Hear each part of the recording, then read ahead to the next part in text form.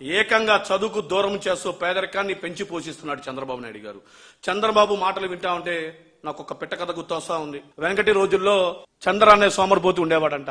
చంద్రన్న అనే సోమరిపోతు ఊర్లో ప్రజలందరికీ మాయ మాటలు చెప్తాడంట. ఊరవతల ఉన్న కొండ నేను మోస్తాను రానని చెప్పి ప్రజలందరినీ కూడా ఊరవతల ఉన్న కొండకి తీసుకొని వస్తారంట.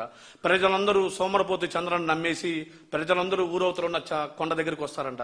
ప్రజలందరూ కొండ దగ్గరికి రాగానే ఈ సోమరిపోతు చంద్రని అంటాడు, మీరందరూ కూడా ఈ కొండని నా నెత్తి మీద మోస్తే నేను కొండను మోస్తా అని చెప్పేసి ప్రజలందరూ నమ్మబలికిస్తాడంట. అక్కడికి వచ్చిన ప్రజలందరూ కూడా చంద్ర అనే సోమరిపోతుని తమిరి కొడతారంట.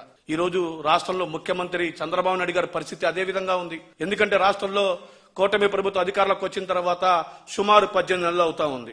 ఒక్క రూపాయి అంటే ఒక్క రూపాయి కూడా చెల్లించకుండా విద్యార్థుల జీవితాలను నాశనం చేస్తా ఉన్నారు. ఈ రోజు ఇప్పటికైనా కూటమి ప్రభుత్వం ముద్దు నిధులు విడిచి ఏదైతే పెండింగ్ లో ఉండే ఫీజు రింబర్స్మెంట్ బాకాయలు సుమారు 7,800 కోట్ల రూపాయలు అంటే 6,600 రూపాయలు ఫీజు రింబర్స్మెంట్, 2,200 రూపాయలు మన స్కాలర్షిప్ బకాయిలు ఏవైతే ఉన్నాయో 7,800 రూపాయలు ఏవైతే 7,800 బకాయిలు ఉన్నాయో తక్షణమే రిలీజ్ చేయాలా, విడుదల చేయాలని చెప్పేసి వైఎస్ఆర్ కాంగ్రెస్ పార్టీ విద్యార్థి భాగం డిమాండ్ చేస్తా ఉన్నాం.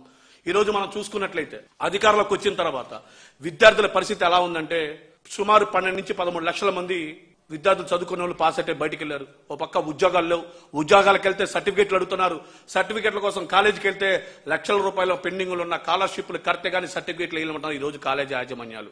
ఈ రోజు కొంతమంది తల్లిదండ్రులు ఆస్తులు అమ్మి తలలు తాకడ పెట్టి కొంతమంది ఫీజులు కడతా ఉన్నారు. కట్టలేని తల్లిదండ్రులు వాళ్ళతో పాటు పనికి తీసుకునే పరిస్థితి మనం అందరం చూస్తా ఉన్నాం. ఇది సుమారు కర్నూలు జిల్లాలో జరిగిన సంఘటన. సొంత ఇల్లు కూడా లేదు. ఇతను ఈసీ ఫైనల్ ఇయర్ చదువుతున్న విద్యార్థి. ఇతని పేరు మొరవన్ని. ఈ రోజు పిల్లలకి ఇతను ఫీజు కట్టలేక తల్లిదండ్రులు ఆస్తులు లేక ఏమీ లేక తల్లిదండ్రులతో పాటు కూలి పనికి వెళ్తున్న పరిస్థితి ఈ రోజు కర్నూలు జిల్లా జరుగుతుంది. ఇది కర్నూలు జిల్లాలో ఒకటే కాదు, రాష్ట్ర వ్యాప్తంగా ఉన్న ప్రతి నియోజకవర్గంలో ప్రతి జిల్లాలో జరుగుతున్న పరిస్థితి ఈ రోజు కూటమి ప్రభుత్వం అధికారంలోకి వచ్చిన తర్వాత.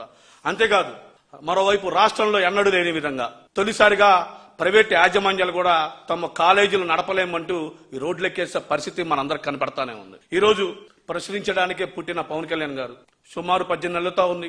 అధికారంలోకి వచ్చిన తర్వాత అధికారంలో రాకముందు పదే విద్యార్థులతో ముఖాముఖి అయినప్పుడు పవన్ కళ్యాణ్ గారు ఫీజు రింబర్స్మెంట్ నేను అధికారంలోకి వచ్చిన తర్వాత ప్రతి ఒక్కరికి అండగా ఉంటా, ప్రతి ఆడబిడ్డకి నేను అండగా ఉంటా, ఫీజు రింబర్స్మెంట్ బకాయిలు ఏదైతే రాలేదో నేను ముక్కి వంచైనా సరే మీకు నేను ఫీజు రింబర్స్మెంట్ ఇస్తానని చెప్పాడు.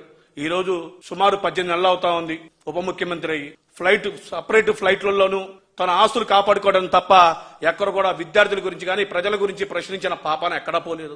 ఇంకొక ప్రభుత్వం ఉన్నాడు మనందరికీ తెలుసు, భారతరత్న డాక్టర్ బిఆర్ అంబేద్కర్ రచించిన రాజ్యాంగాన్ని కూడా పక్కన పెట్టి తనకంటూ తను రచించుకున్న రెడ్ బుక్ రాజ్యాంగంలో వైఎస్ఆర్ కాంగ్రెస్ పార్టీ సానుభూతుల శ్రేణులు ఎవరైతే యాక్టివ్ ఉంటారో వాళ్ళ మీద అక్రమ కేసులు పెట్టి అన్యాయంగా జైల్లో పెరిసే పరిస్థితి ఈ రోజు నారా లోకేష్ గారు. పాప ఆయన ముఖ్యమంత్రి తనయుడు విద్యాశాఖ మంత్రిగా పనిచేయట్లా, కేవలం రెడ్ బుక్ రాజ్యాంగంలో బుక్కి మాత్రమే పనిచేస్తాడు. ఈ రోజు రాష్ట్రంలో మనం చూసుకున్నట్టయితే విద్యా రంగం పూర్తిగా బస్టు పట్టుకున్న పరిస్థితి మనం అందరూ చూసాం.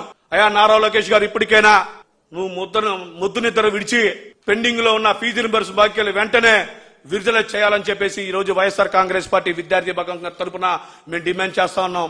రాబోయే రోజుల్లో వైఎస్ఆర్ కాంగ్రెస్ పార్టీ విద్యార్థి భాగం కొన్ని పోరుబాటు పట్టే పరిస్థితి వచ్చేసింది. ప్రతి నియోజకవర్గంలో కూడా వైఎస్ఆర్ కాంగ్రెస్ పార్టీ శ్రేణులు విద్యార్థులు కలిసి ప్రతి నియోజకవర్గంలో ఎమ్మెల్యేలు యొక్క నివాసాలను ముట్టడిస్తాం. అప్పుడు కూడా మీరు స్పందించకపోతే మంత్రుల ఇళ్లు మరియు అదే విధంగా వాళ్ళ కార్యాలయాన్ని దిగ్బంధిస్తాం. అప్పుడు కూడా మీరు ఫీజు రింబర్స్మెంట్ బకాయిలు గాని స్పందించకపోతే అంతిమంగా ముఖ్యమంత్రి కార్యాలయం ముట్టడిచ్చి అమ్మి తుమ్మి తేల్చుకోవడానికి వైఎస్ఆర్ కాంగ్రెస్ పార్టీ విద్యార్థి భాగం సిద్ధంగా ఉందని విషయం కూడా మీకు తెలియజేస్తా ఉన్నా.